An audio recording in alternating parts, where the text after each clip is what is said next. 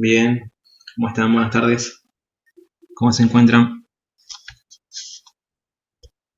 ¿Se encuentran bien? ¿Alguien se me puede decir si se escucha perfecto?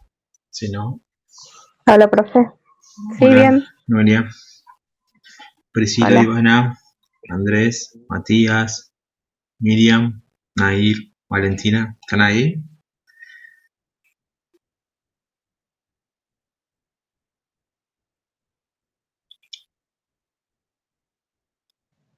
Hola, profe. Hola, Nair. Hola, Andrés. Bueno, partes generales y partes, arrancamos las clases. En el transcurso de estas horas le va a llegar un correo electrónico con la nota del parcial. Eh, en líneas generales, estuvo bastante bien. Solo hay una pregunta que me quedó picando, que mucha gente la contestó mal. ¿Sí? Y así que la voy a retomar ahora y la vamos a conversar para que quede claro, porque es muy importante tener muy fresco lo que es el marco normativo. Bien, hoy tenemos como bastantes temas. Voy a tratar de no ser como muy intenso, va a ser como mucha información quizás. La idea es contarles cómo veníamos trabajando en la modalidad y acá en Santa Cruz, y cómo es que se apunta o a qué se pretende llegar, ¿sí?, con los nuevos lineamientos tanto nacionales e internacionales, ¿sí? Pueden preguntar a medida que vaya avanzando, ¿sí? Bien, entre paréntesis, con la aclaración con el tema de las notas de los parciales. Hay gente que tiene 6.90, 6.97, no me acuerdo bien, porque todavía no hice bien el pasaje de notas del formulario a las notas del RAM, pero es como para que sepan. Sí, acuérdense que por disposición interna 027 de educación superior, todos los alumnos quedarían regulares, y cuando volvamos a las clases en agosto, vamos a hacer un dispositivo como para que puedan preparar el examen final, ¿sí? Así que bueno, no se asusten, ni se preocupen, ni les agarre el ataque de pánico, ¿sí? Porque esto lo vamos a trabajar y vamos a reforzar algunas preguntas que estuvieron haciendo ruido, ¿sí? Bien, voy a compartir pantalla porque hay varios PDF que son los que van a estar para leer, ¿sí? Y yo les voy a decir en qué parte puntual, ¿sí?, pueden profundizar, ¿sí? Alguien me conteste, porque si no me siento que estoy hablando solo y es algo que no me gusta mucho y no sé si me están entendiendo o no, ¿sí? Así que Hola, profe. lo ideal es que alguien me acote, ¿sí?, si están pudiendo entender o no, ¿sí?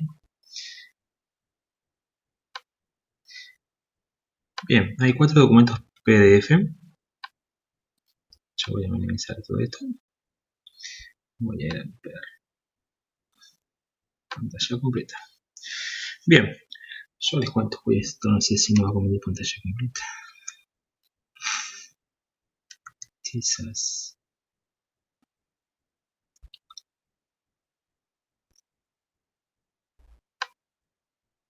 Bien. ¿Se comparte la pantalla? ¿Está todo ok? Sí.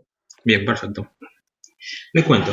Hay diferentes apreciaciones en relación al principio de normalización, que fue una de las cuestiones más conversadas y más polémicas en relación a los parciales que tomé, ¿sí?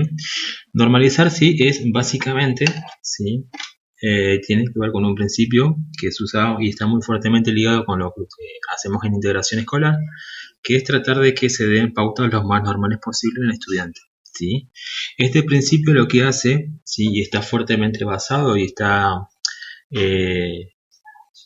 presente, ¿sí?, en el acuerdo marco ¿sí? A19, que es el primer documento que tuvo de la educación especial en el país, ¿sí? Y esto está contextualizado con la Ley Federal de Educación, ¿sí? ¿Hasta ahí vamos? Perfecto, ¿sí?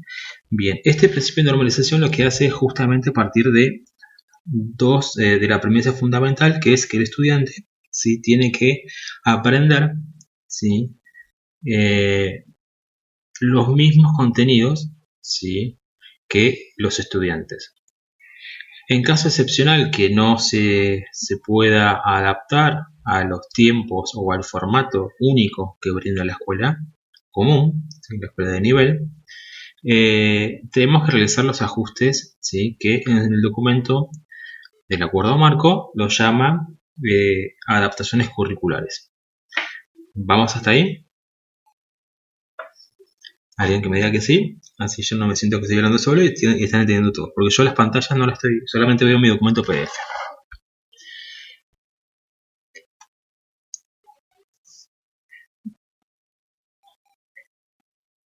Bien, surge este documento en el año 98, el acuerdo marco A19, y la jurisdicción, en este caso la provincia de Santa Cruz, empieza a tener las primeras experiencias en lo que es integración escolar, ¿sí? Pero ¿qué pasaba? ¿Sí? El acuerdo marco es un acuerdo federal, ¿sí? Que no estipula y no regula, ¿sí? Las trayectorias educativas de los alumnos. Solamente dice que nosotros, aquellos alumnos de que le vamos a proveer, ¿sí? Condiciones lo más normales posibles, que los vamos a integrar en la escuela común, ¿sí? Tienen que aprender la totalidad de contenidos. ¿Sí? Si no pueden aprender, yo voy a hacer ajustes en la propuesta. Estos ajustes pueden ser adaptaciones de acceso, que pueden hacer adaptaciones del espacio físico, ¿sí? Adaptaciones en cuanto a la tipografía, ¿sí? Tenemos adaptaciones propiamente dichas, adaptaciones que tienen que ver con contenidos, con imágenes, con actividades, ¿sí? Con objetivos, con evaluación, ¿sí? Nosotros podemos cambiar los formatos de evaluación y es una adaptación curricular. Podemos cambiar objetivos, ¿sí? O sea, prever que mi alumno no aprenda de tal manera el contenido o tal profundidad el contenido, entonces yo adapto su objetivo, ¿sí? Lo hago que lo aprenda más superficial, que tenga una noción, ¿sí? En vez de una aprehensión fuertemente. Después tenemos adaptaciones también ya lo que nosotros llamamos más propiamente dichas, que tienen que ver con, o significativas, que tienen que ver con la supresión, ¿sí? de los contenidos curriculares, ¿sí? O sea que si yo tengo 50 contenidos curriculares y entre ellos está matemática, está sistema de ecuaciones, yo voy a prever que el sistema de ecuaciones no va a ser un contenido que mi alumno con discapacidad intelectual pueda llegar a adquirir de la manera convencional. Entonces es muy posible que ese contenido sea suprimido, ¿sí? O sea prorrogado en el tiempo, ¿sí? En el caso que esté en el secundario, que esté en quinto año, si yo prorrogo el tiempo, se prorroga el contenido, o sea, lo pongo para que sea más adelante, es muy probable que ese contenido no se pueda adquirir, entonces directamente queda como suprimido. En el caso de algún alumno, estudiante que tenga discapacidad auditiva, ¿sí? Es muy probable que se realicen, es probable, no es de por sí, pero es que se realicen excepciones, ¿sí? En el cursado de espacios curriculares. Entonces yo al sacar un espacio de cátedra, un espacio de un área, ¿sí? A mi alumno estoy haciendo también una adaptación curricular, sí, propiamente dicha. Como todas estas modificaciones que se hacían en el programa, o sea, en el programa, en una secuencia de los estudiantes con discapacidad, no quedaba normado en ningún lugar, o sea, no quedaba escrito, no quedaba regulado en ningún lugar. En la provincia de Santa Cruz, sí, se hizo en el año 2008 un documento que fue elaborado con el objetivo de registrar, ¿sí? Las trayectorias de los estudiantes con discapacidad y a su vez, ¿sí? Permitir que si hacíamos contenidos, o hacíamos modificaciones en relación a la propuesta curricular, ¿sí? Pudieran acceder a la certificación de terminalidad del nivel, ¿sí? O sea, la certificación propedéutica, ¿sí? ¿Vamos hasta ahí?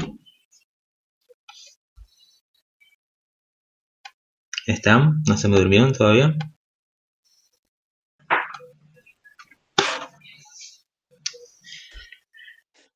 Bien.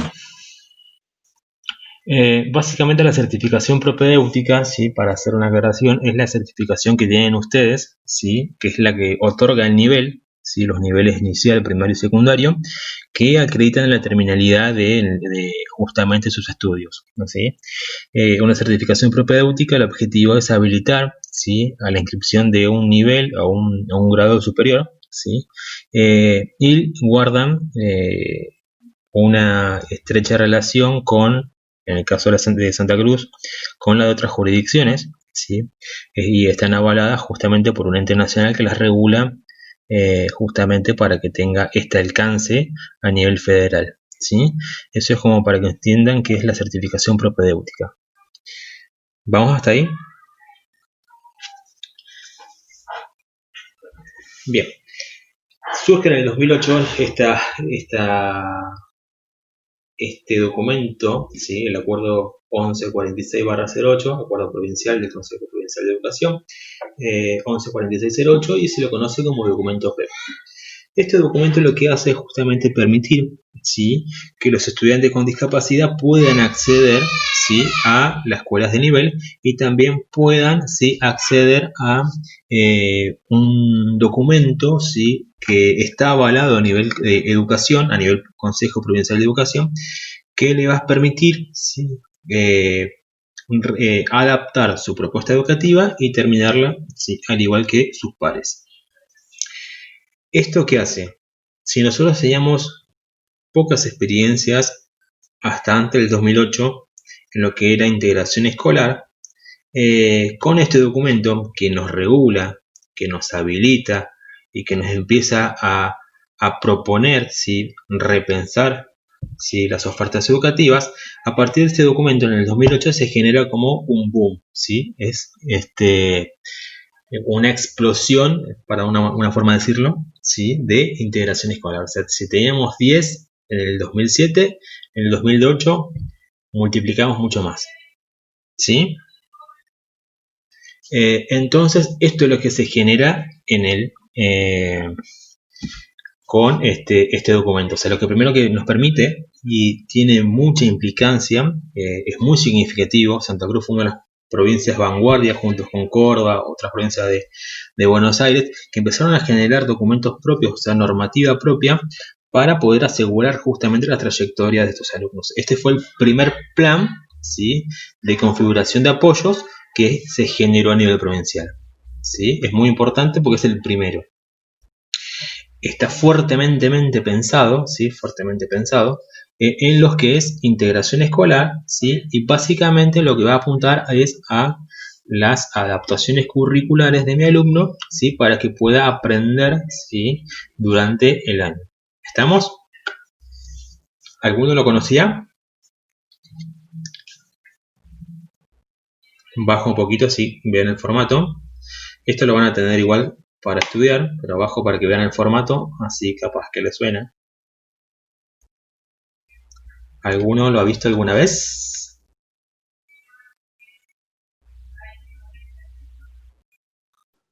Sí, profe.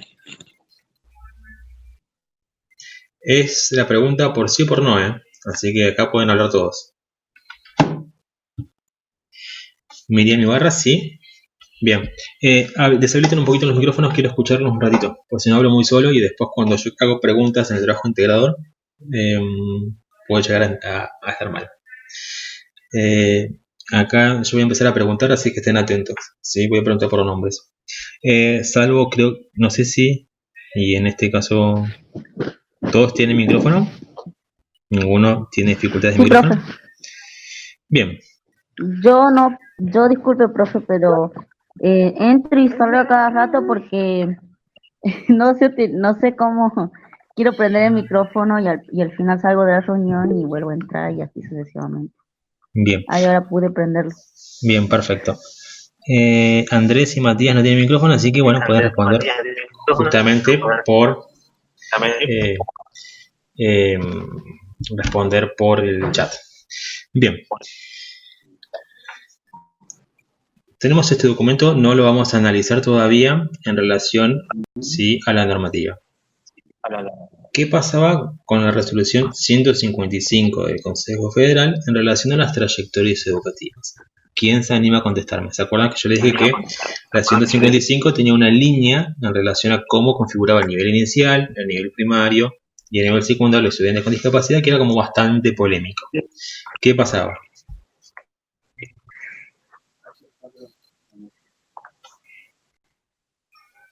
Puede ser, profe, que era como que no permitían como que no los dejaban como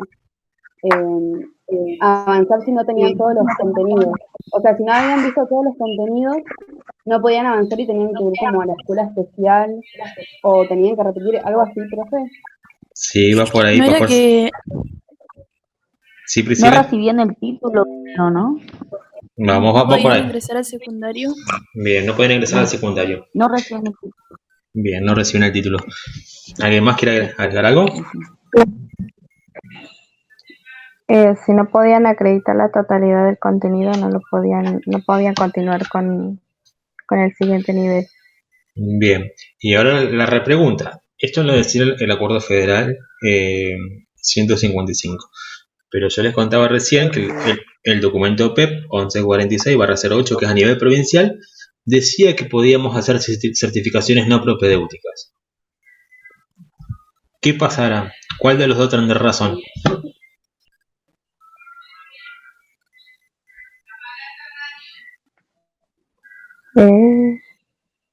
Vamos, arréjense, no importa si está mal. ¿Se puede repetir la pregunta? El 1146, el acuerdo que yo recién les presenté, dice que si yo puedo suprimir contenido, sacar 1146/08, sí.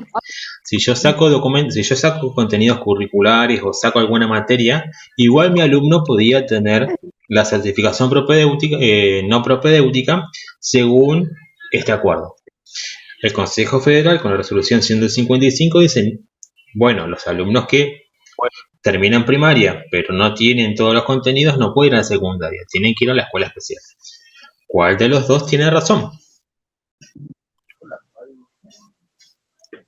Y el acuerdo provincial, ¿no? No se asemeja más a lo de trayecto.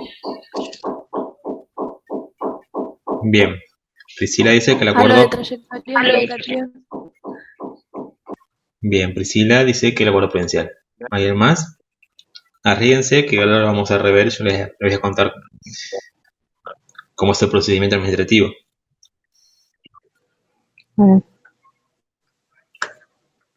Vamos, no pasa nada, vamos.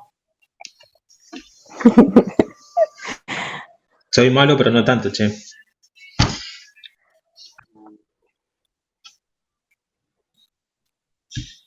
Bueno, vayan pensando y volvemos al documento y vayan pensando que yo le voy a volver a preguntar.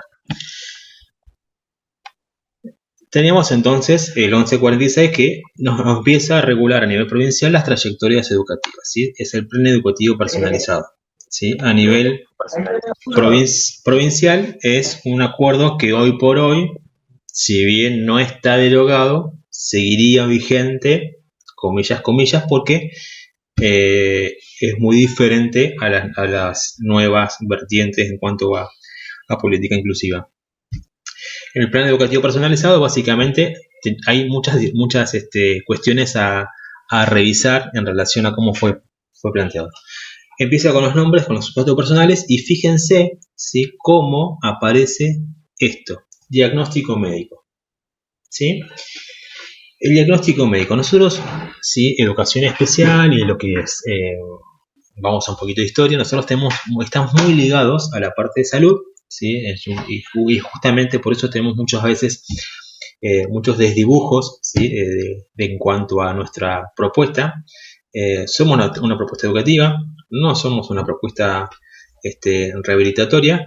El diagnóstico médico nos sirve como insumo para saber algunas cuestiones, porque yo sé que si le pregunto algún diagnóstico puede ser que no sepan ustedes, entonces no tienen que ir a buscar. Entonces el diagnóstico médico no me serviría, y después hay otros que son muy generales, ¿sí?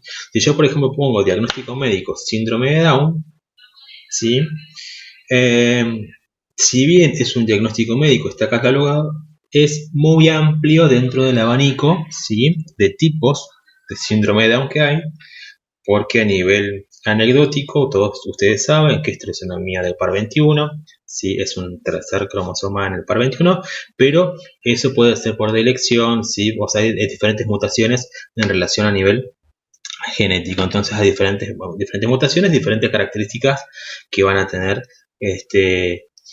los niños o jóvenes con síndrome de Down. Entonces hay algunas que son más severas, que son las que cursan con cardiopatías, y hay otros que no. Entonces, pensar un diagnóstico médico como una categoría que a nivel educativo nos va a servir es muy contradictorio, ¿sí? Pero este documento de plan educativo personalizado sí nombra, que no está mal, porque acuérdense que esto es del 2008, nombra todavía el diagnóstico médico, ¿sí?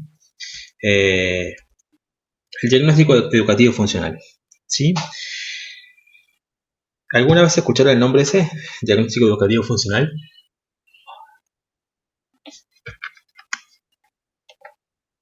Bien, no lo escucharon porque el silencio dice todo. El diagnóstico educativo funcional, sí, básicamente es, si yo quiero hacer una narrativa rápida, es cómo está mi alumno hoy. ¿Qué sabe hoy en positivo? ¿Qué sabe? ¿Cómo se comunica? ¿Sí? ¿Cómo es en relación a las áreas de matemática? ¿Cómo es en relación a las áreas de lengua? ¿Sí? Nivel diagnóstico educativo funcional. Otros documentos, por ejemplo el documento de Córdoba, que también es de esa época, el DIAC, hablaba de nivel de competencia curricular. ¿Qué es un diagnóstico educativo funcional? Es comparar a mi estudiante con el currículum, ¿sí? ¿Qué sabe de la currícula este estudiante para yo tener como una base para poder proyectar mi propuesta educativa, ¿sí? Eso es básicamente el diagnóstico educativo funcional. Tenemos los equipos intervinientes, primero de educación especial, después la escuela de educación común, etapas transitadas, tipo de integración y diseño pedagógico. Tenemos este documento habla de integraciones parciales, integraciones totales, algunos espacios curriculares, todos los espacios curriculares, integración académica o integración social, integración que busca la certificación curricular, boletín, como es boletín, y después la certificación propedéutica, o social, que es aquella que va pero que no tiene boletín, o sea que puede tener boletín pero que no está registrado adentro de el libro matriz, que es el documento más importante que tienen las escuelas, ¿sí? Que es donde ustedes van a su escuela donde hicieron la secundaria y quieren saber las notas que tuvieron en las materias. La escuela va al libro matriz, ¿sí? Así de importante es ese registro. Cuando nosotros hacemos integraciones de tipo, ¿sí?, de diseño pedagógico social, no son, ¿sí?, académicas, sino son sociales. O sea, no van notas al registro del libro matriz. ¿Quedó claro?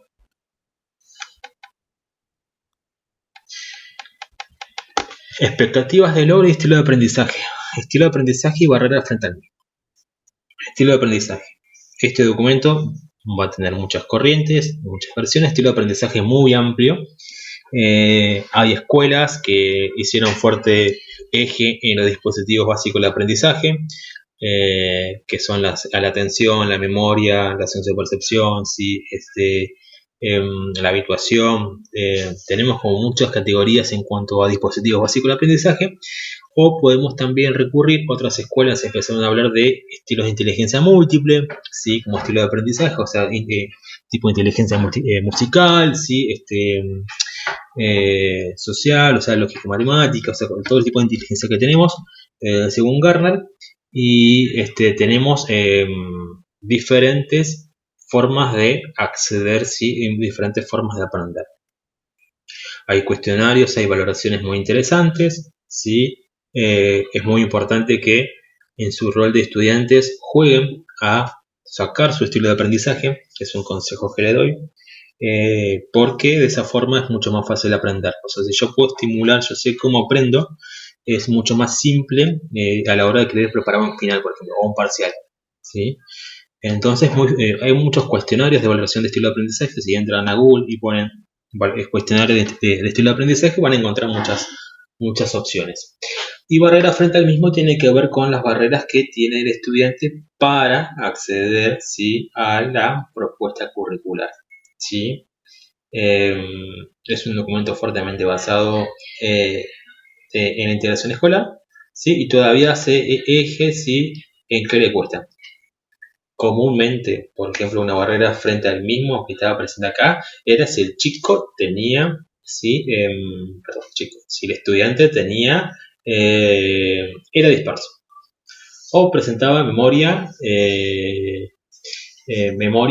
a corto plazo, ¿sí?, que no era significativa y que no le permitía hacer situaciones de transferencia. O sea, este tipo de valoraciones o este tipo de barreras es lo que se colocaba y se consignaba, ¿sí?, en este cuadrito. Tenemos equipo protésico,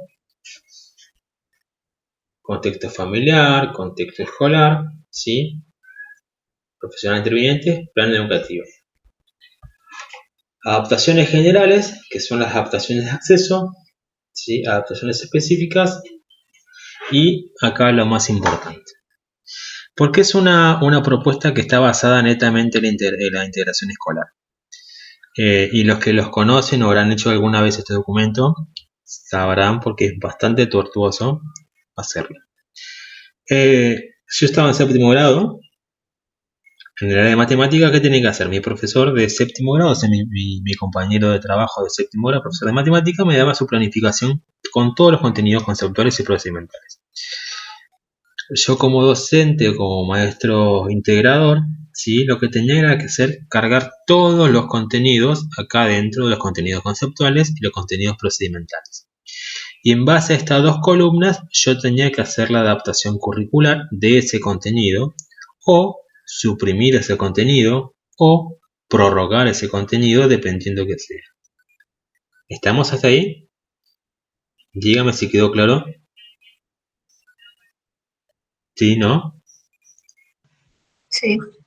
Bien. ¿Para qué me sirve hacer un diagnóstico educativo funcional y una valoración de estilo de aprendizaje y barrera frente al mismo? Si yo tengo bien hechos esos dos componentes, o sea, yo me puedo apoyar en integración escolar y puedo hacer esos dos componentes, los hago muy bien, los valoro, me sirve después para hacer la configuración del plan, ¿sí? Y esto para la gente que hace práctica 2, práctica 3, residencia, hacer una buena valoración, un buen diagnóstico educativo funcional o una buena valoración de estilo de aprendizaje me permite hacer un buen plan de apoyos. Yo saco mi estilo de aprendizaje y mi barrera frente al mismo. ¿En dónde lo voy a consignar? ¿Sí? Básicamente, si yo voy a un documento común, son estos: tipo de adaptaciones generales y tipo de adaptaciones específicas. Si yo tengo a mi alumno que se dispersa, ¿sí?, porque si yo lo bombardeo con el plano gráfico con mucha información y aprende mucho mejor con imágenes y poca información, o imagen como etiqueta o un texto como etiqueta,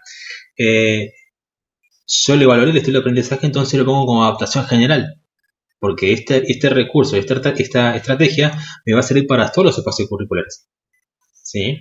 ¿Se entiende? O si yo veo que mi alumno es muy disperso o tiene tiempo de resistencia a la fatiga, o sea, se cansa muy rápido, entonces yo como adaptación general le voy a poner que las actividades sean cortas, ¿sí? Para eso me sirve hacer una buena valoración de un estilo de aprendizaje. O sea, yo sabiendo cómo aprende, yo puedo configurar un plan de trabajo y líneas generales.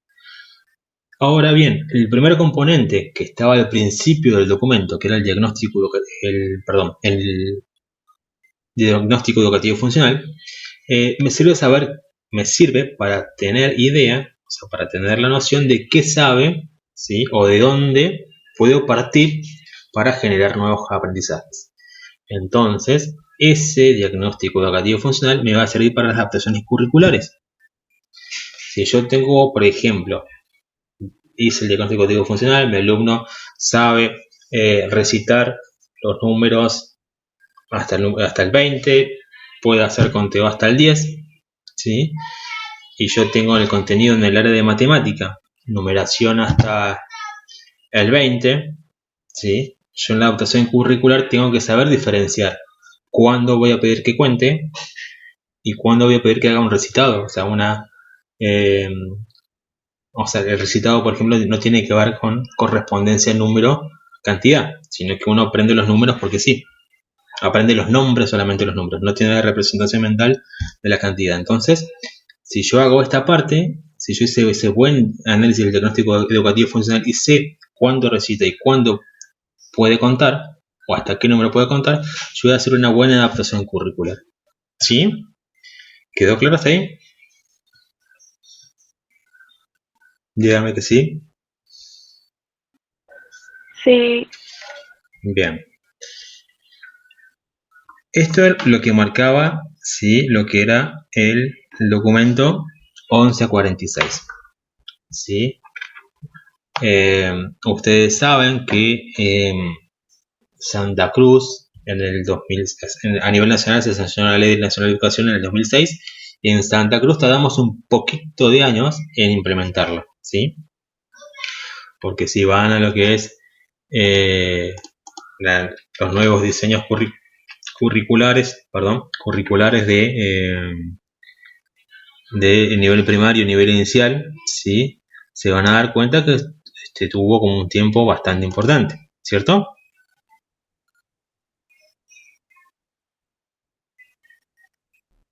Sí, no, me equivoco.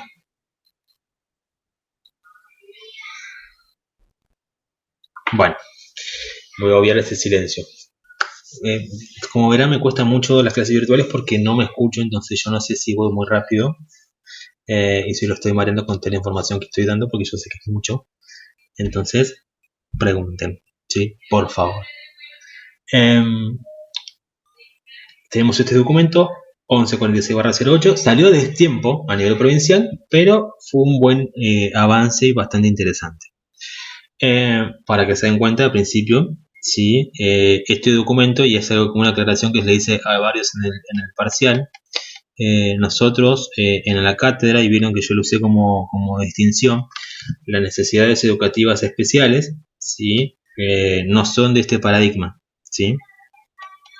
Si bien hay gente que le quiere dar ese romanticismo, ¿sí?, no tienen que ver con lo que es inclusión educativa. ¿Sí? Si yo la necesidad educativa especial es porque hablo de algo que necesita ese alumno que el sistema no se lo puede dar y es característico de este alumno. ¿Sí? Eso es la primera aclaración. Si yo la necesidad educativa especial, o sea, yo necesito algo excepcional que el sistema no me da, entonces caen las adaptaciones curriculares. Si yo hablo de inclusión educativa, vamos a ver que hablamos de diversificar propuestas educativas, entonces nos paramos desde otro lugar. ¿Sí? Van a ver acá cuando lean el 1146, van a ver que hace nombra la Dirección General de Regímenes Especiales, nombra el Acuerdo Marco A19, o sea, nombra toda la línea política que estaba en su momento. ¿Sí? Bien. Surge esto en Santa Cruz, hay un boom muy importante de integración escolares. Yo empecé a trabajar en el año 2009 y fue muy interesante cómo se amplió en las propuestas de nivel, ¿sí? En ese momento era GB1, GB2, GB3 y polimodal, cómo se incrementó la cantidad de estudiantes con discapacidad dentro de las escuelas. Fue un documento muy interesante. Algo para destacar, a nivel provincial, ¿sí?, se toma como política de Estado, ¿sí?, como política pública, las integraciones escolares, ¿sí? Entonces, si se toma como política pública, el recurso necesario, o sea, que siempre no es el único, pero es el más necesario a veces, el maestro integrador, ¿sí?, es cubierto por el Consejo Provincial de Educación. O sea, es una política pública impulsada desde la parte educativa, desde la cartera educativa. Esto es muy importante porque podemos avanzar, como pasó en otras jurisdicciones, Buenos Aires además, que avanzaron en normativa, pero el servicio del maestro integrador, ¿sí?, no está regulado, ¿sí?, o no es no es propuesto desde la escuela estatal, sino que está propuesto como cobertura prestacional, ¿sí? O sea, como cobertura de las obras sociales. Esto es muy importante para que ustedes puedan entender que si bien a 12 años le encontramos muchas falencias, es un documento muy interesante y muy superador para su momento, porque configuró muchas políticas públicas. ¿Quedó claro hasta ahí? Bien, perfecto. Surge el documento 1146, que a nivel nacional se empieza a generar, ¿sí? Junto con las mesas del Consejo Federal de Educación, diferentes documentos. Empiezan a surgir diferentes construcciones federales y documentos que empiezan a hacer repensar a nivel jurisdiccional, a nivel provincias, cómo ofrecíamos las integraciones. O sea, qué hacíamos y qué ofrecíamos. El documento más importante que tienen para leer ustedes ahora es el documento de orientaciones 1, ¿sí? Que es un documento que buscaba la discusión, acuérdense, de lo que era modalidad de educación especial a nivel país, y que tratemos de federalizar, ¿sí? O sea, de poder aunar criterios en relación a las propuestas educativas, ¿sí? Es muy interesante leer orientaciones 1, yo sé que han leído en otras materias, pero yo solamente me quiero detener en las configuraciones de apoyo, ¿sí? Una parte interesante que plantea la orientaciones 1, ¿sí? Es hacer repensar en las configuraciones de apoyo. Da otras partes muy interesantes, como las trayectorias educativas integrales, como empezar a entender la modalidad de educación especial, valga redundancia, como modalidad, que los estudiantes son sujetos de derecho, que los estudiantes tienen voz y que las escuelas deben configurarse según la orientaciones 1 y según la resolución 155, aquellas escuelas que estaban netamente formadas en lo laboral, como pasaba acá en Río Gallegos con la Escuela Especial de Capacitación Laboral número 2, o como pasaba en Caleta Olivia con la Escuela Especial de Capacitación Laboral número 1, como escuelas de educación integral de adolescentes y jóvenes. ¿Sí? Entiéndase Especial 14 acá en Río Gallegos o Especial 13 en Caleta Olivia. Entonces es muy importante porque genera muchos movimientos y muchas readecuaciones de políticas educativas en la provincia de Santa Cruz. ¿Sí? Bien. Empieza a nombrar, ¿sí? Empieza a conceptualizar lo que son configuraciones de apoyos. ¿Alguien se acuerda qué eran las configuraciones de apoyo? ¿Lo vieron alguna vez el año pasado? ¿Qué eran las configuraciones de apoyo? Puede ser que sean las redes de relaciones que arman la docente con la familia, con los especialistas, con respecto al niño con discapacidad. Bien, va por ahí, bien. Sí, tiene que ver con eso. Son redes, relaciones, sí, que están destinadas, o sea, que lo ofrecemos como modalidad, se ofrecen como un sistema para atender justamente la oferta educativa de los estudiantes con discapacidad. Una definición con vocabulario práctico, ¿sí? ¿Qué pasa? Estas redes de relaciones se vuelven configuraciones de apoyos cuando tienen un sentido práctico, o sea, cuando empiezan a ejecutarse y empiezan a proveer recursos para la modalidad de educación especial. Y si lo están viendo en mi pantalla, van a ver que acá están, ¿sí? Las configuraciones prácticas. ¿Estamos hasta ahí?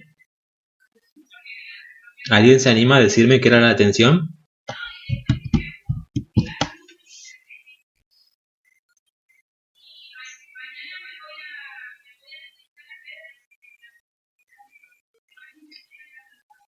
Ese silencio sí se puede ver, vamos. Si no se acuerdan, díganme que no me acuerdo, entonces yo arranco a contarles en hablo muy solo y después me canso de hablar solo. Es un soliloquio. Bien, atención, si yo digo educación especial, voy a atender a un estudiante con discapacidad. ¿A qué hago referencia?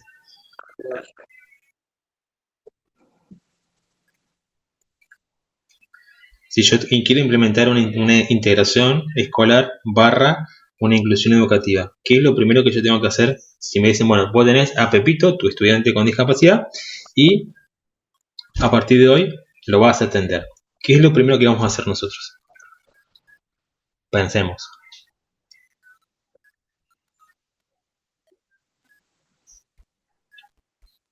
Si yo le presento a alguien que no conocen, Tenemos que saber los aprendizajes que tiene adquirido ese niño.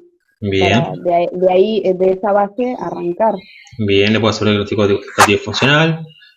¿Qué más le puedo hacer?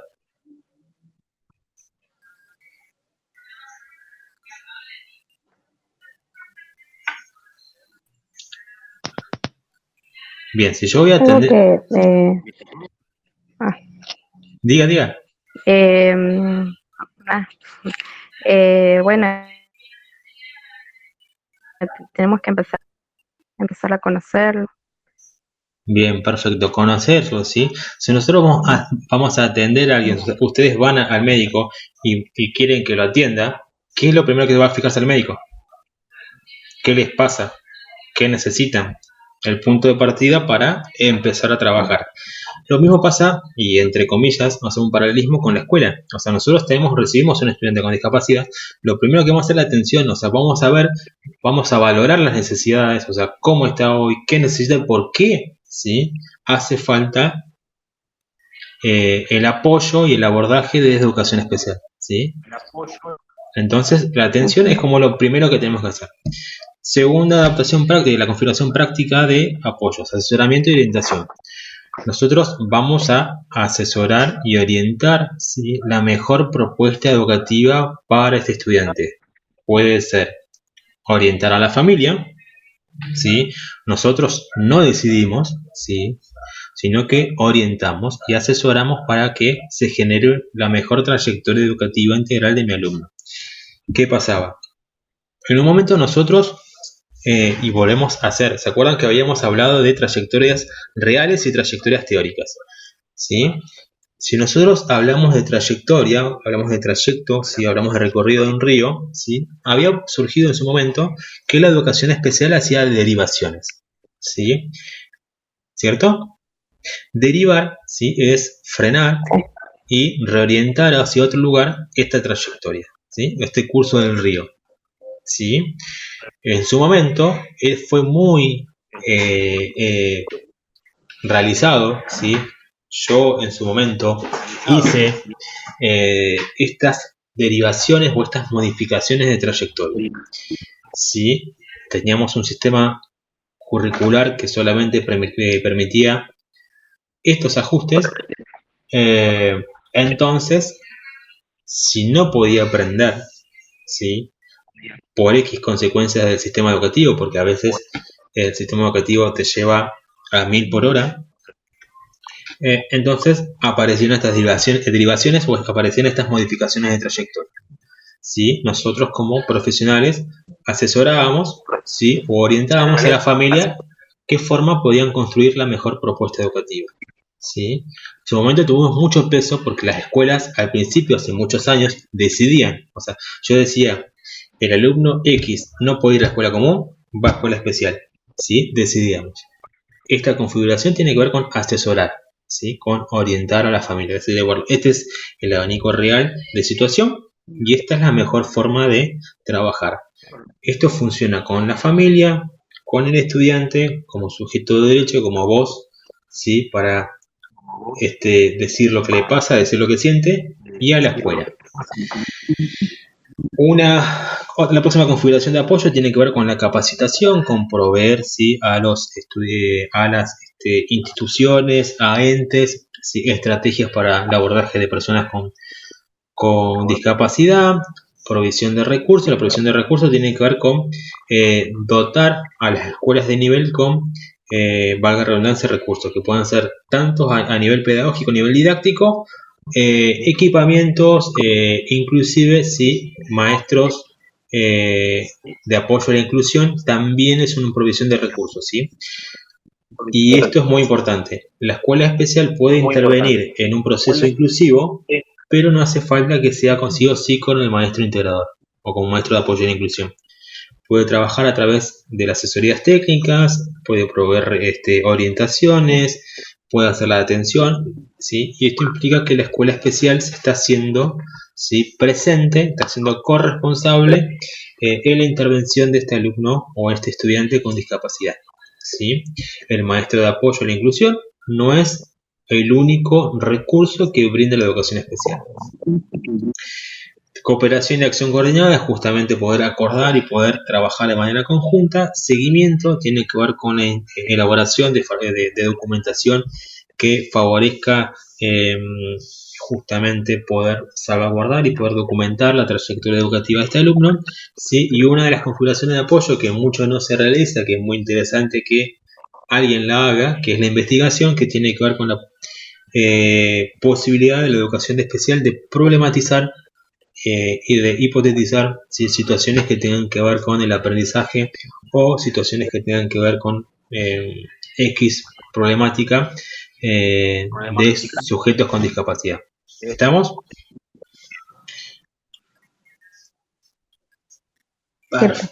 Bien, perfecto.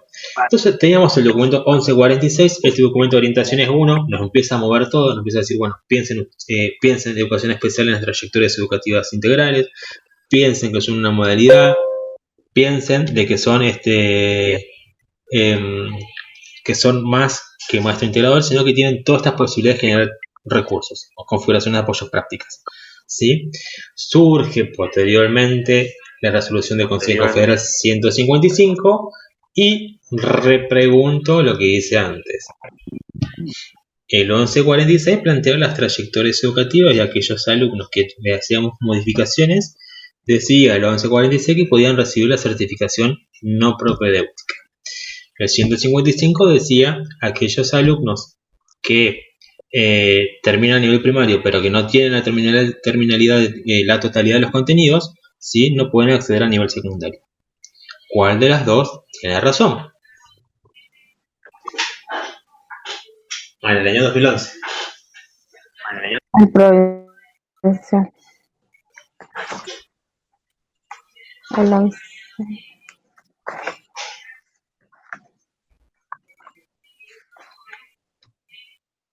El acuerdo. El 1146.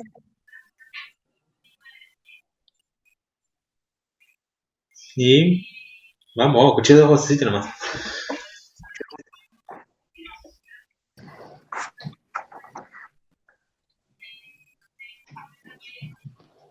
El 1146, profe. El 1146. Sí. Bien. No escucho, no leo ni a Andrés ni a Matías. No.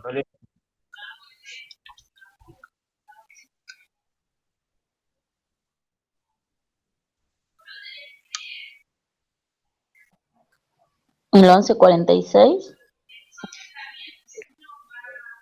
Bien, ¿y se acuerdan qué pasaba con el 1146? ¿Qué pasaba con la 155? ¿Se acuerdan que yo les dije que fue bastante polémica porque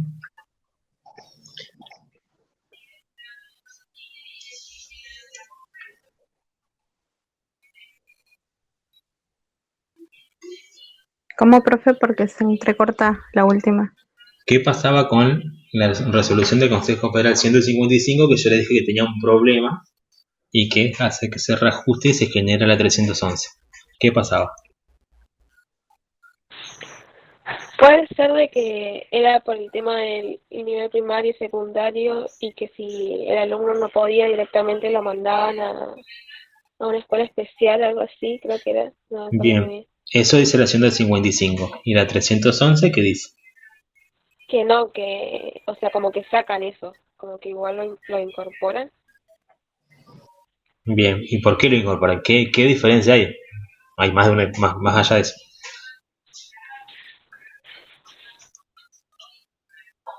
El PPI, profe. Bien, incorporar el PPI, muy bien. Ivana, en el 311 empieza a hablar de PPI. ¿Qué más? Y pueden obtener un título secundario.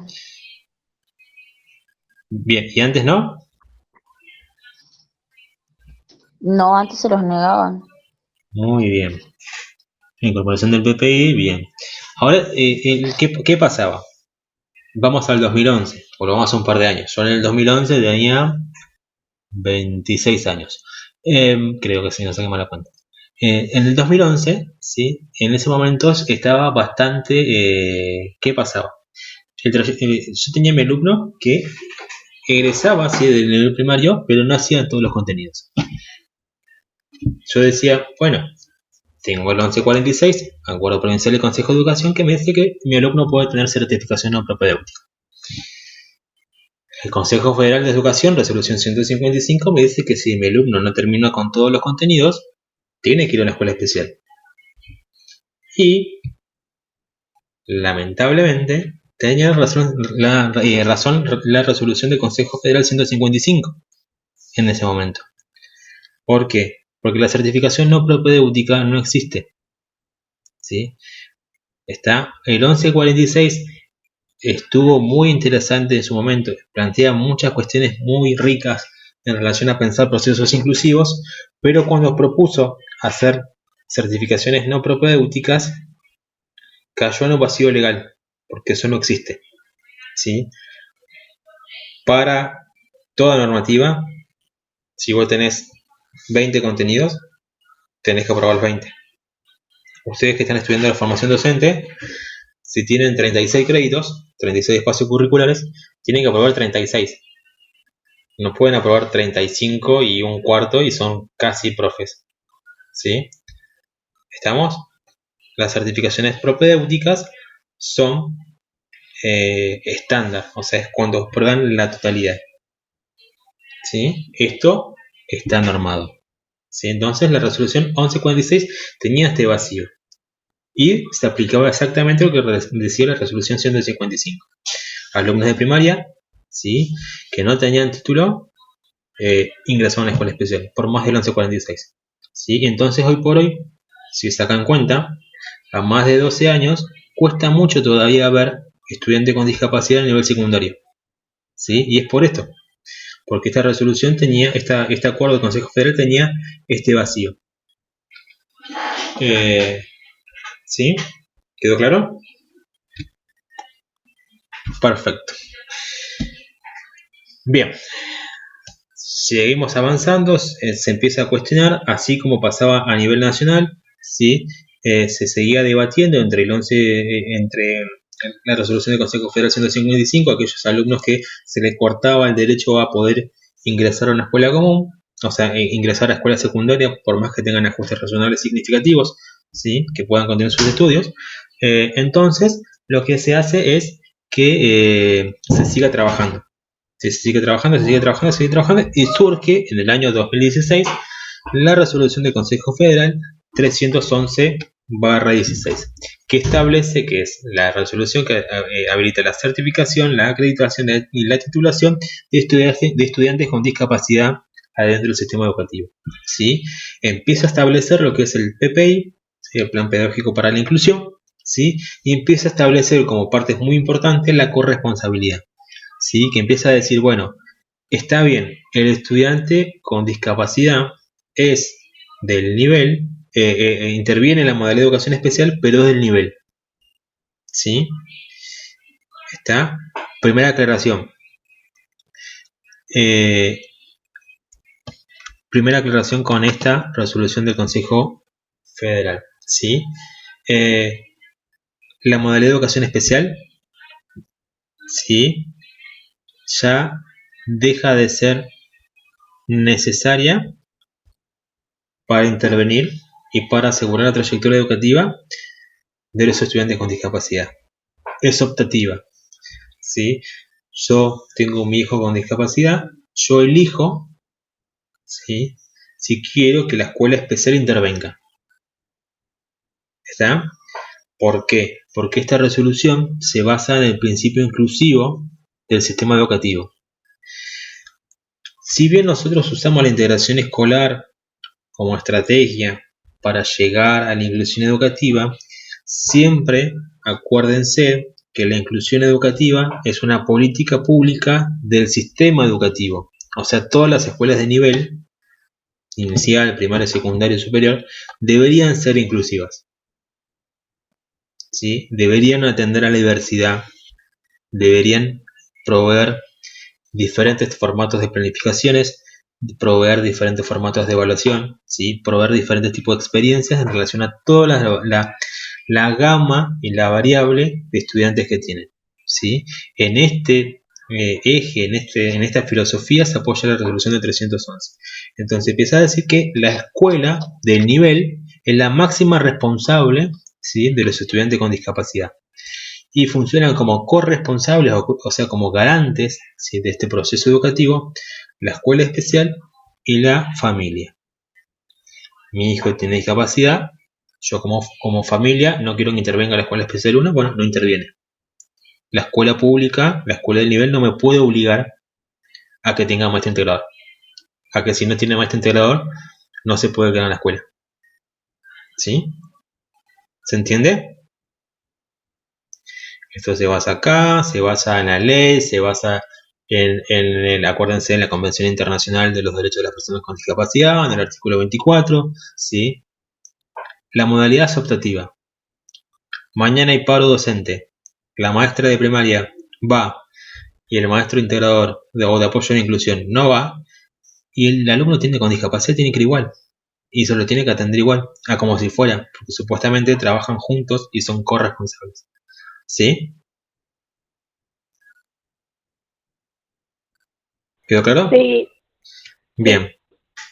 En relación a las preguntas que hice parcial, que varias gente contestó mal. Estudiante con discapacidad, nivel inicial, no puede repetir bajo ningún concepto nivel inicial. Por dos cuestiones. La primera, la resolución del Consejo Federal 174 me pauta que los contenidos curriculares del nivel inicial son orientadores, no son acreditables. ¿Sí? Si yo hago repetir a mi estudiante con discapacidad, primero, si yo digo, bueno, a mi estudiante le falta un poquito y estaría bueno que se quede a nivel inicial. Primero, lo estoy evaluando y no debería. ¿Sí? Segundo, estoy vulnerando su derecho porque si él cumple 6 años, nivel primario, y según la resolución del Consejo Federal de Educación, el único requisito para ir a primer grado es la edad cronológica, 6 años. Inclusive si no fue a nivel inicial puede ir a primaria con 6 años, ¿sí? Eso lo tengan muy en cuenta, porque hasta el día de hoy, ¿sí? Se sigue pensando que a nivel inicial se puede repetir, y nadie puede repetir, ¿sí? Ningún estudiante. Se tienen que acostar las instancias para que el estudiante tenga los campos de experiencia, que los pueda aprender, que pueda transitar, ¿sí? Todos van a tener diferentes tipos de experiencia, nuestros estudiantes con discapacidad a nivel inicial también, pero no lo podemos estar permanecer, ¿sí? Egresa, ¿sí? Porque esa pregunta, mucha gente me puso que sí podía repetir, ¿sí? Y no puede repetir. Y la promoción acompañada es una estrategia para que los estudiantes, si no vieron la totalidad de contenidos, si no pudieron aprender la totalidad de contenidos, promocionen el año subsiguiente, ¿sí? Y pueda continuar con su grupo de referencia, seguir aprendiendo y a su vez se tienen que brindar diferentes dispositivos para que pueda tener las mismas experiencias, ¿sí? De los contenidos que les faltó adquirir. Y esto tiene dos cuestiones muy importantes.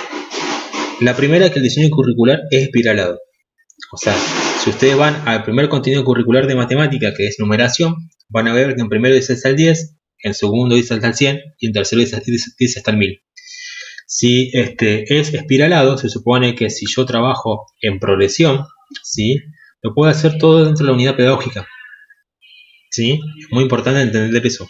Si yo entiendo la lógica del diseño curricular, me es mucho más fácil entender la lógica de la promoción acompañada. Un ejemplo común, más simple, secundaria. Ustedes tienen matemática de primero, la dejan previa. Hacen matemática de segundo, aprueban el cuatrimestre de matemática de segundo y automáticamente aprueban matemática primero. Porque se supone que lo que ven en segundo es un poquito más complicado que lo que ven en primero. Por complejidad pedagógica. Por el diseño curricular espiralado. Esa misma lógica tiene, ¿sí? El diseño curricular. ¿Sí? Por eso es la promoción acompañada. se puede ver que la repitencia no da buenos resultados y también, muy importante, que se garanticen los dispositivos, ¿sí? ¿Qué pasa? Y es el gran problema que tenemos en Santa Cruz, que no se garantizan los dispositivos.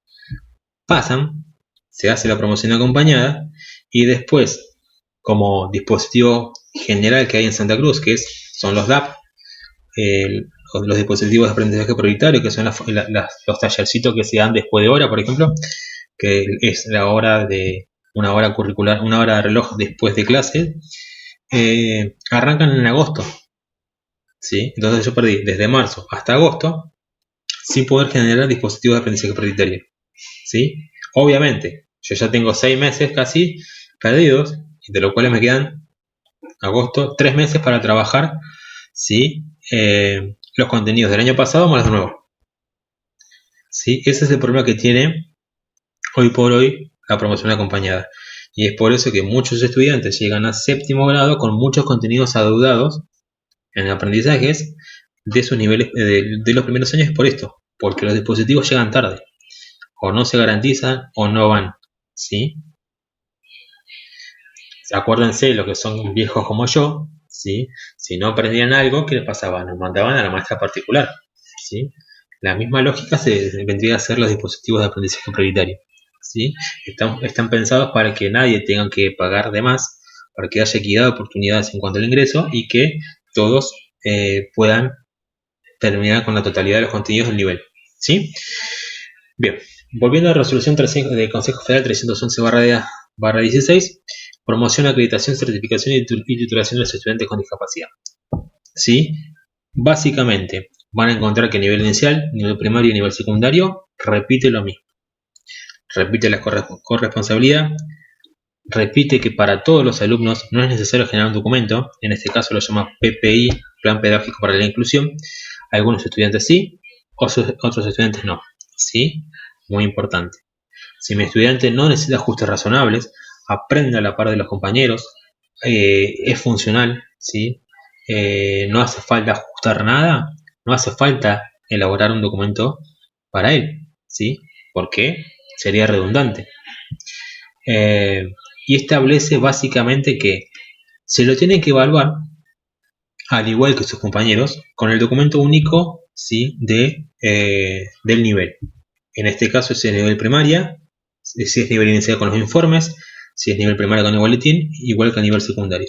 Y los mismos cortes, las mismas frecuencias, trimestral, primaria, cuatrimestral, séptimo y secundaria, ¿sí? Como corte evaluativo. No se puede generar ningún endoso, ningún documento que sea paralelo a la evaluación de ese estudiante, ¿sí? Si yo lo evalúo con el boletín, es lo que vale, ¿sí? No puede haber nada más. Este boletín es igual que el de sus pares, no puede tener ningún tipo de leyenda ni enmienda, ¿sí? O sea que hacíamos nosotros en aquellos años, los que son viejos como yo, el 1146, por ejemplo, te planteaba que vos ponías en el boletín que el alumno transita con PEP, ¿sí?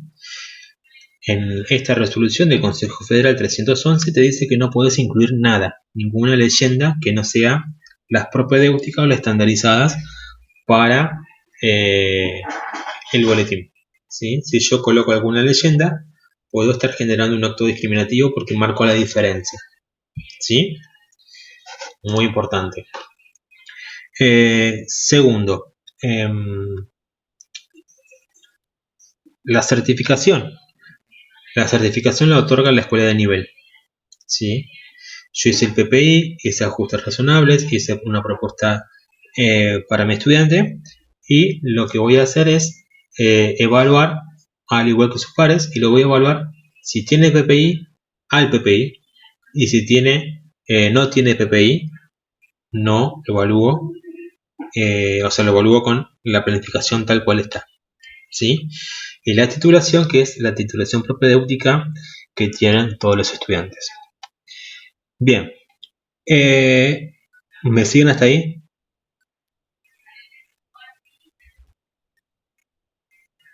Prometo que lo último, y ya los dejo descansar porque ya sé que estoy mucho tiempo hablando. y ya lo debo haber mareado. Si nosotros vamos a lo que es el PPI, es un documento a nivel federal, todas las provincias se adhirieron, Santa Cruz también, y hace estas aclaraciones muy significativas a la hora de establecer un mecanismo de resguardo de las trayectorias educativas integrales. Estandariza un documento, estandariza procedimientos, ¿sí? ¿Para qué nos sirve estandarizar? ¿Sí? Y justamente para que mi estudiante que estaba en Santa Cruz y se va a vivir a Jujuy, ¿sí? El mismo documento le pueda servir, ¿sí? Que se respete la misma propuesta educativa, que se respete el formato de trabajo que se estaba haciendo y que el boletín tal cual sale de acá tenga la misma validez, ¿sí? Que en Jujuy, ¿sí? Y que no haya un criterio o algo que marque que ese estudiante tiene que tener alguna adaptación o alguna propuesta diferente, ¿sí? Es muy importante poder entender eso. La propedéutica nos permite a nosotros la movilidad. Y básicamente también establece, ¿sí? La posibilidad de que los estudiantes hagan pequeños cortes. O sea, si yo hago a nivel inicial, los contenidos son acreditables. Si yo hago a nivel primario y tengo PPI, se me hacen ajustes razonables y yo apruebo mi PPI, puedo seguir secundaria. Si yo en secundaria hago mi trayectoria educativa, tengo PPI, termino y se me evalúa el PPI y lo apruebo, puedo ingresar a estudios superiores, ¿sí? Que es la gran deuda pendiente para personas con discapacidades, como educación superior, ¿sí? Empieza a flexibilizar sus propuestas curriculares, ¿sí? Entonces es un boom, un antes y un después, ¿sí? Esta resolución del Consejo Federal 311. Muy importante, si ustedes cuando la lean van a encontrar un parrafito de 3 renglones que dice que toda normativa provincial, ¿sí? Jurisdiccional, que sea opositora, no me sale la palabra, que sea opositora, que no cumpla el principio fundamental de la 311, que es garantizar la propuesta educativa en todos los niveles y en todas las modalidades, se tiene que tomar como punto de partida la resolución del Consejo Federal 311, ¿sí? Ahí que nosotros estamos en Santa Cruz en una disyuntiva, porque a nivel provincial teníamos este acuerdo 1146/08 y hoy por hoy tenemos a nivel federal la 311/16. Entonces, no hay documento legal, normativa a nivel provincial que avale, ¿sí? O que regularice o que estandarice los criterios y los componentes de este PPI y que tiene que ir adentro de cada PPI, ¿sí? Porque yo les hablé recién del 1146 y les hablé, por ejemplo, del estilo de aprendizaje, que cada escuela tomó su vertiente.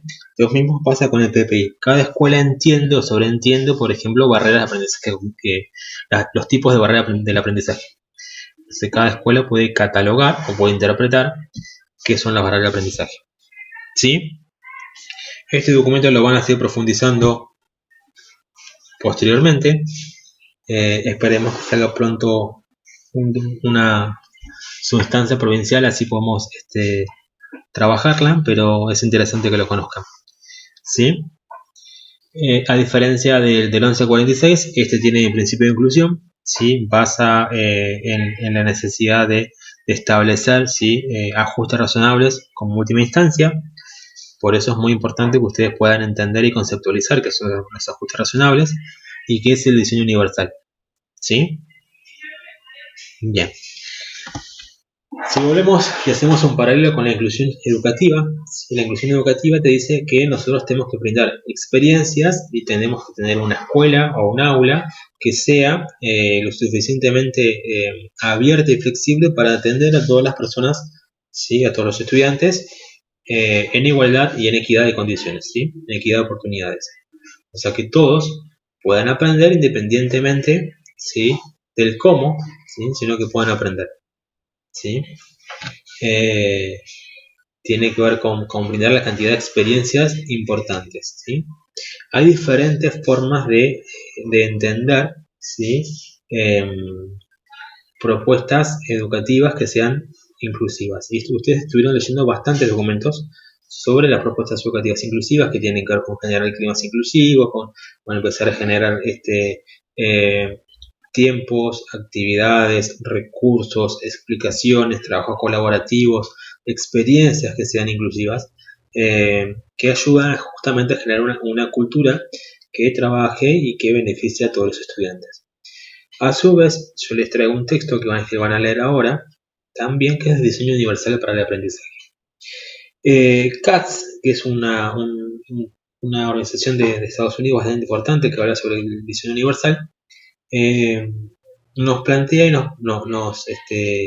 nos promueve, ¿sí?, reflexionar de cómo generar estrategias y cómo generar recursos para que las propuestas áulicas sean, ¿sí?, universales, o sea, para que todos los estudiantes puedan aprender, ¿sí?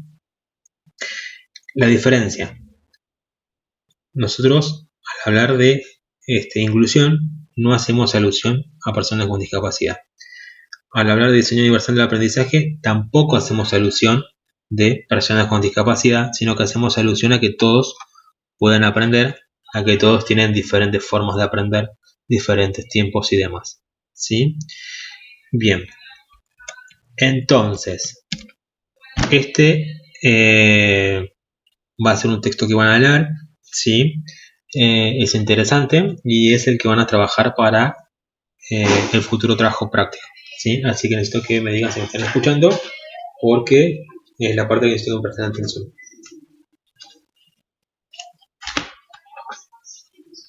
Sí, Sí, profe.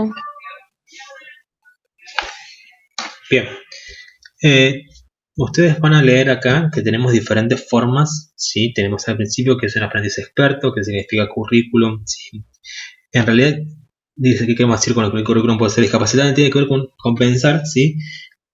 Nosotros cuando hablamos de ajuste, hablamos de integración escolar, tenemos que pensar que un estudiante se adapta, ¿sí?, al currículum. O sea, tenemos un currículum que es rígido, ¿sí?, y que se tiene que aprender la totalidad. En el primer día tiene 40 contenidos y se tiene que aprender los 40 contenidos. No se puede aprender 38, 40. Este currículum, ¿sí?, es discapacitante porque genera, ¿sí?, que no pueda establecerse, que no puedan generar la totalidad de capacidades de los estudiantes. Si nosotros hablamos de currículum que promueva el diseño universal del aprendizaje, es un currículum flexible, espiralado, ¿sí? Es un currículum que permite generar múltiples experiencias para el estudiante con discapacidad o no, ¿sí? Hay muchos estudiantes que no tienen discapacidad, sin embargo se benefician con actividades que tengan que ver con lo manipulativo, ¿sí?, con lo concreto, que tienen mucha mayor comprensión si lo reforzamos mucho desde lo visual, ¿sí?, o desde lo multimedial, visual auditivo. O sea, sirve para pensar múltiples formas de acceder al aprendizaje, ¿sí?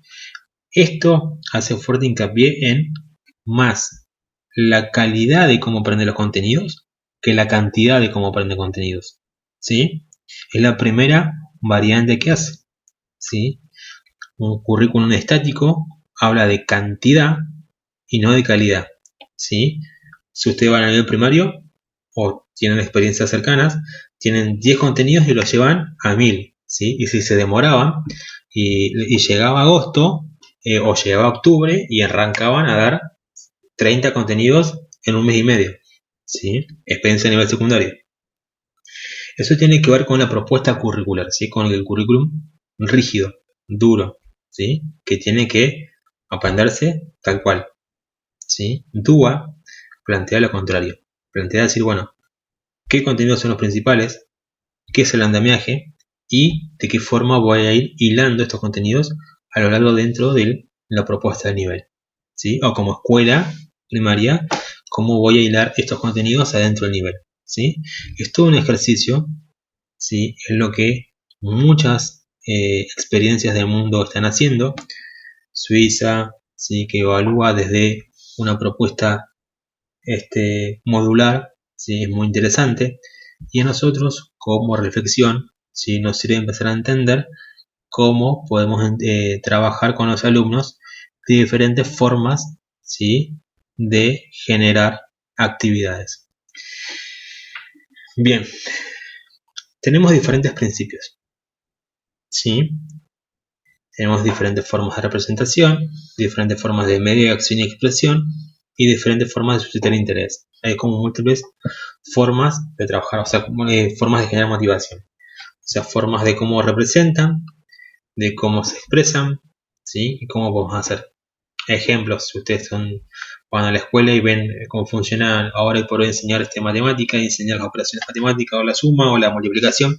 La multiplicación, por ejemplo, uno le da las posibilidades de resolver de la forma que quieran, con palitos, con dibujos, con suma repetida, con la estrategia cognitiva que quieran, ¿sí? Y eso tiene que ver con generar múltiples formas de expresión o múltiples formas de representación del aprendizaje, ¿sí? ¿Se entiende? El trabajo práctico tiene que ver con eso, el trabajo integrador, que es para 2 semanas más, ¿sí? Es pensar, ¿sí?, una actividad o una secuencia de actividad y fundamentarla desde su universal de aprendizaje, ¿sí? Si yo quiero proporcionar opciones para la percepción, van ahí en la pauta 1, les voy a decir diferentes formas de representación. Si nosotros vemos cómo interpreta, si es visual, si es kinestésico, si es auditivo, cómo yo le doy experiencias para que sean significativas. Entonces yo voy a hacer mi propuesta en mi clase pensando estimular este tipo de canales perceptivos, de canales de sensaciones, ¿sí? ¿Estamos? ¿Se entendió? Sí, Esa voz de Nadia parece que se desmayó cuando escuchó. Nair, Noelia, Ivana, Priscila. Profe. No. Sí, profe, se entendió. Bien, perfecto. Se van a reactivar los grupos de trabajo práctico, ¿sí? Van a participar en el foro tal cual. Yo le voy a poner la consigna en la sección actividades y van a hacerlo también de manera grupal. Bien. Bien, consultas, dudas hasta ahí.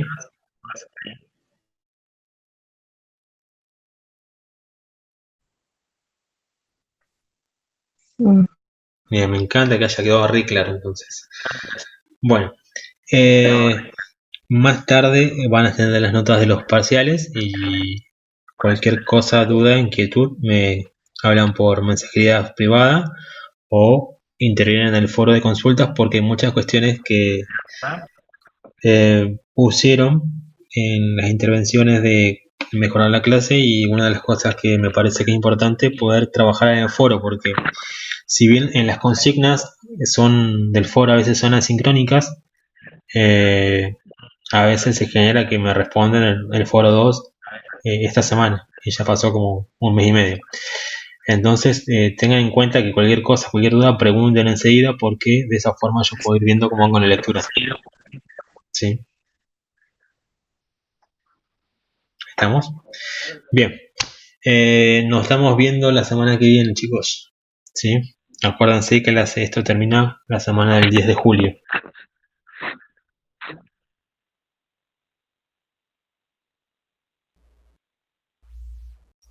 Se pueden retirar si quieren. nos vemos, profe.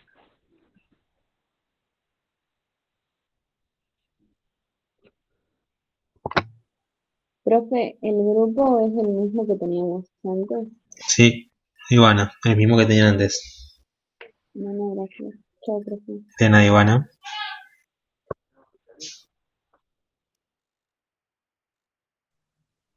Profe, El compañero Miriam. del grupo anterior no.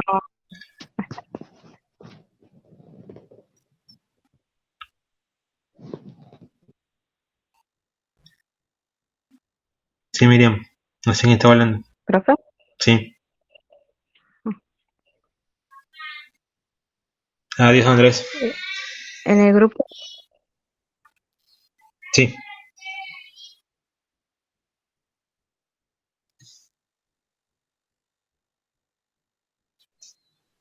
ah, Profe, sí. pero están.